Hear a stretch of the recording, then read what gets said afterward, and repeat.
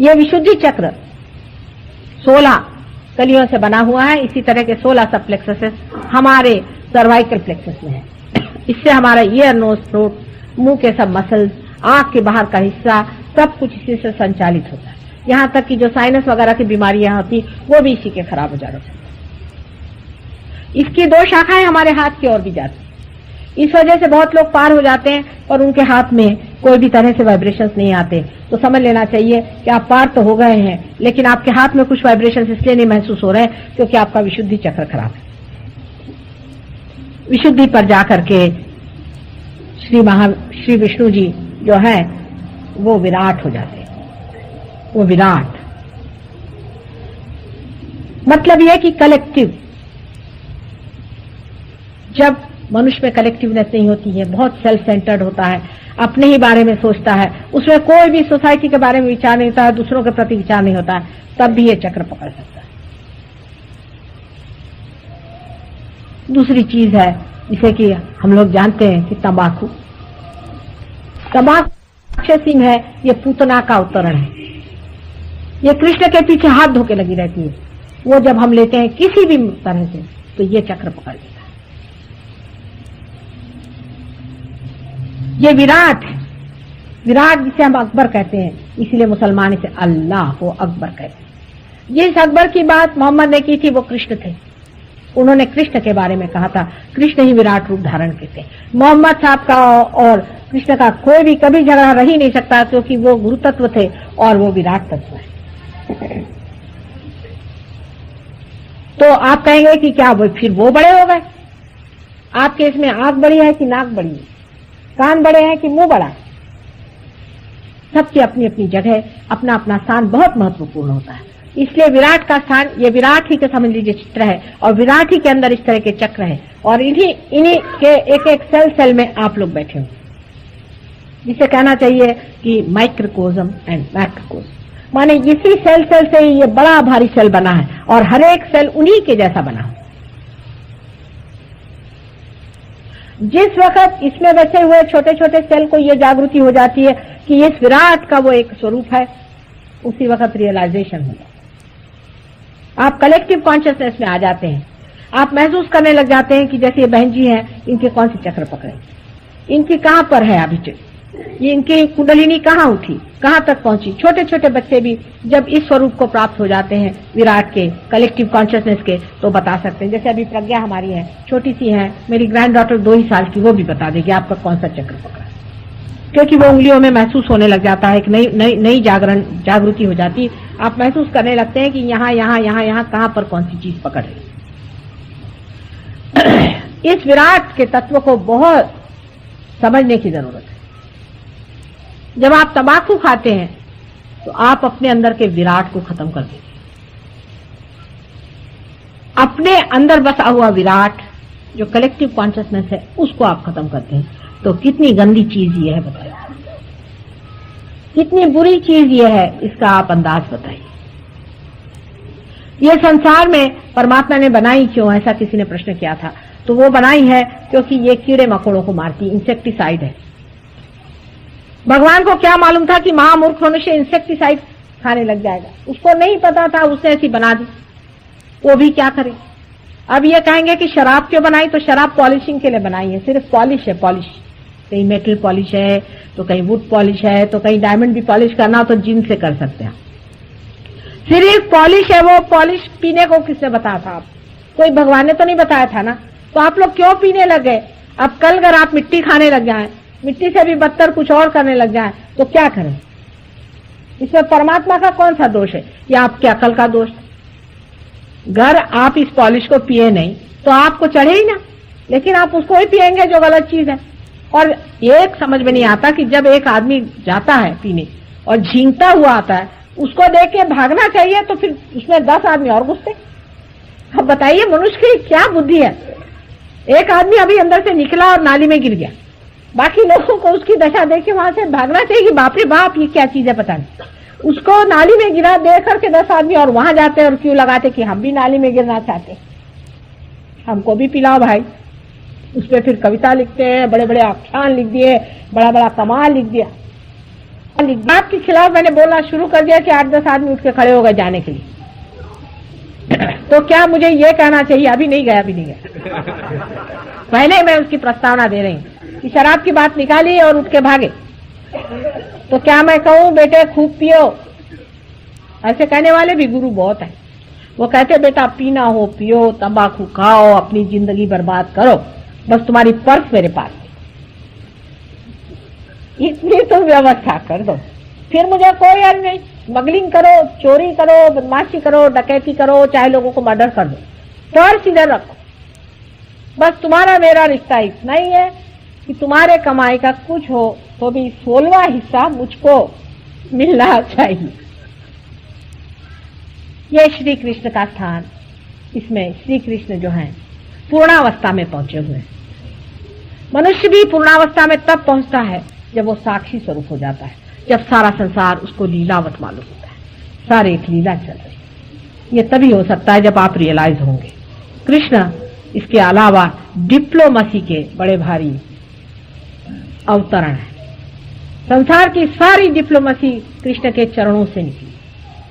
वो इतने बड़े डिप्लोमैट थे कि उन्होंने आप लोगों के भी बहुत सालों से बेवकूफ बना के रखा, क्योंकि वो समझ गए सीधे बात बोलेंगे तो माताजी को सब लोग तो मारने ही वाले, तो वो माताजी नहीं, वो तो पिताजी हैं।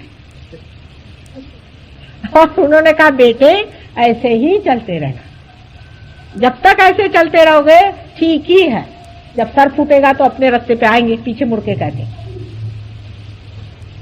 जैसे कि उन्होंने कर्म की थ्योरी दी कि कर्म को करते रहो लेकिन फल भगवान पे छोड़ो, क्योंकि अर्जुन को पहले बता दिया कि भाई, दूसरे ही चैप्टर में उन्होंने बता दिया कि भाई उसको पाओ, उसका ज्ञान, पार हो जाओ सीधे हिसाब में। तो अर्जुन साहब कहने लगे इधर तो मुझसे कह रहे हो कि तुम पार हो जाओ, साक्षी हो जाओ, और उधर कह रहे युद्ध में जाओ। उनका समझ गया। अब डिप्लोमैट है ना। मैं कहती हूँ जैसे एक बच्चा है, एक बैलगाड़ी रख के खड़ा हुआ है या घोड़ा गाड़ी, और घोड़ा पीछे में है, तो बाप बाहर आया, झोपड़ी से बोलता भाई उसको घोड़े को आगे करो। उसने कहा कि नहीं नहीं नहीं नहीं, मैं तो यहीं बैठ के हाँकूंगा। कहा अच्छा ठीक है, हंस सिर्फ चित्त घोड़े पे रखिए। अब वो हाँक ही रहा है सालों से, 6000 वर्ष से मनुष्य इसी तरह से हाँक रहा है। और बहुत से लोग मुझे ऐसे मिले, मुझे कहते माता जी मैं तो सिर्फ कर्म करता रहता हूँ, उसका फल मैं परमात्मा पे डालता हूँ। ऐसे भी सेल्फ सेटिस्फाइड लोग बहुत सारे मिले। हो ही नहीं सकता, ये डिप्लोमेसी होती है। डिप्लोमेसी का तत्व क्या है आपको मैं बताऊं। डिप्लोमेसी का तत्व यह है कि एब्सर्ड कंडीशंस डाल दो, आदमी अपने झमेले में आ जाए। अब देखिए शब्दों का खेल देखिए कि कर्म को करते रहो और फल परमात्मा पे डालो, हो ही नहीं सकता, एब्सर्ड कंडीशन डाल दो। अब आदमी कर ही रहा है बेवकूफ जैसा, करते रहो। जब तक आप टूटते नहीं है, जब तक आपका कर्म अकर्म नहीं होता है, जब तक आप खोखले नहीं होते हैं, ये हो ही नहीं सकता है, क्योंकि आपके अंदर ईगो और सुपर ईगो दोनों जमे बैठे हैं सर पे। जो भी आप कार्य करेंगे सो ईगो से करेंगे या सुपर ईगो से करेंगे। तो आप परमात्मा पे कैसे डाल सकते हैं जब तक आपका परमात्मा से कनेक्शन ही नहीं होगा। तो ये तो होगी कर्मण्येवाधिकार से फलेषु मा कदाचिन भी कह दिया, ये भी कह दिया और वो भी कह दिया, ऐसी एब्सर्ड कंडीशन डाल दी, क्योंकि ऐसे आसानी से हाथ आने वाले इंसान नहीं थे। अभी मैं देख रही हूँ 6000 साल बीत गए, अभी भी वैसे की वैसे जहां की तहां बैठे हूँ। लेकिन मैं माँ हूं तो मैं ये कहूंगी बेटे बुरा न मान, वो घोड़ा सामने कर।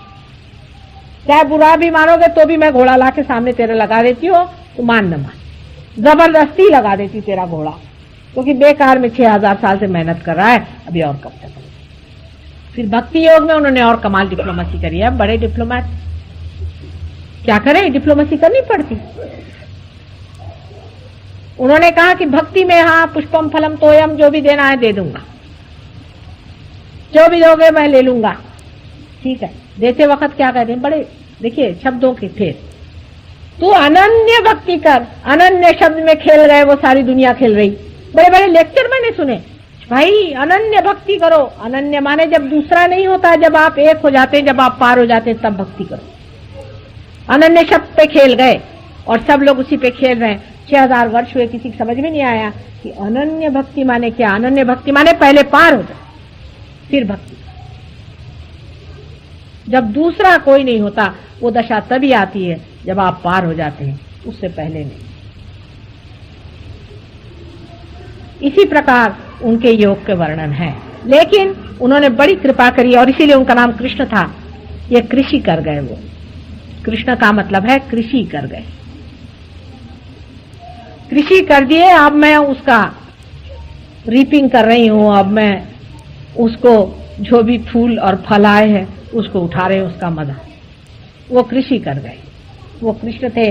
6000 वर्ष हो गए, कोई बात नहीं, अभी भी वो हमारे कंठ के अंदर स्थित है और कंठ में वो जब जागरूक हो जाते हैं तब हम विराट की ओर अपने हाथ फैला सकते हैं और जान सकते हैं कि हर एक इंसान के अंदर हम ही बसे हुए। सूत्र पे हर एक के आ जाते हैं। जिस तरह से मणि अलग अलग होते हैं पर उसके अंदर एक ही सूत्र दौड़ता है, उसी तरह से जैसे ही आप अपने सूत्र पे आ जाते हो वैसे ही उसी समय आप दूसरों के भी सूत्र पे चले जाते हैं। इसी को कलेक्टिव कॉन्शियसनेस कहते हैं। और एक बड़ी भारी कृपा है साइंटिस्ट की, साइकोलॉजिस्ट की, यूंग जैसे, इसने कहा है कि next step to awareness is collective consciousness. आदमी में कलेक्टिव कॉन्शियसनेस, सामूहिक चेतना स्थापित होगी। ये बात यूंग ने कही, जो कि फ्राइड जैसे राक्षस का शिष्य बन के आया था। यह भी देखिए कमाल, फ्राइड का शिष्य बन के आया, उसको रिवोल्ट किया और उसने ये स्थापित कर दिया कि मनुष्य के अंदर कलेक्टिव कॉन्शियसनेस है। और उसके उन्होंने प्रूफ के तरह पे बहुत सारे लोगों के स्वप्न को देखा और स्वप्न में उसने ये पता लगाया कि हर एक के स्वप्न में कुछ न कुछ प्रतीक रूप सिंबल्स आते हैं और ये सिंबल्स हर एक आदमी में एक ही तरह का आते हैं, चाहे वो इंग्लैंड में हो, चाहे वो अमेरिका में हो, चाहे हिंदुस्तान में हो, चाहे तिम्बकतू में। जैसे कि समझ लीजिए कोई आदमी को मर्डर करने का है तो उसके सामने एक विशेष तरह का त्रिकोण आता है हर समय उसके जिंदगी में, और उसका जो पॉइंट है नीचे में होता है। और अगर किसी का मर्डर होने वाला है तो उसका पॉइंट ऊपर में आता है और उसी तरह का त्रिकोण आता है। हजारों उन्होंने स्वप्नों का इस तरह से पता लगा करके ये सिद्ध कर दिया कि अपने अंदर कोई ऐसी शक्ति है जो हमें हमेशा संतुलन देती है, हमें आगाह करती है हमारे स्वप्नों में। इतना ही नहीं, लेकिन हमें वो सिंबल्स के तरह से हर एक चीज के बारे में पहले ही से चेतावनी देती है कि गलत चीज है, इसे न करो। ऐसे अनेक उन्होंने किए हैं। अब उनके तो वॉल्यूम्स के वॉल्यूम्स है, आप उसको पढ़िएगा और आप जानिएगा। और वो बहुत बड़े सहज योगी थे यूं, लेकिन उन्होंने बड़े जीवन में बहुत संघर्ष उठाए। उनको बहुत कम लोगों ने माना और बड़ी उन पर आफत रही। हर एक सियाने आदमी की ऐसी आफत रही, कोई सियाने आदमी की इतनी भी तादाद नहीं हो पाई थी। ये तो पहले ही मर्तबा देवता लोग भी खुश हो रहे हैं कि इतने लोग माँ की बात सुन रहे हैं, नहीं तो पहले तो एक आदमी भी मिलना मुश्किल है। कहीं एक मिला तो दूसरा आएगा, वो भाग जाएगा। वो जो गणित होता ना कि एक आदमी काम पे आया, आधा छोड़ के गया, फिर दूसरा आया, वो पौना छोड़ के गया, फिर काम कब खत्म होएगा कहाँ? ऐसे भगोड़े लगाओगे तो काम ही नहीं खत्म होएगा। ऐसे ही हमारे सहयोग का है, अधिकतर तो भगोड़े ही आते आए, पार हो गए तो ठीक है, कोई बीमारी से ठीक हो गए तो ठीक है, हाँ भाई माँ ने हमको ठीक कर दिया, हो गया। उसके आगे जमने वाले बहुत कम आते। विशुद्धि पर कितना भी कहा जाए उसका अंत ही नहीं है। आप जब अपने अंदर वाइब्रेशंस आ गए तब आप धीरे धीरे विशुद्धि चक्र को देखने से आप समझ लेंगे कि विशुद्धि चक्र की क्या महानता है।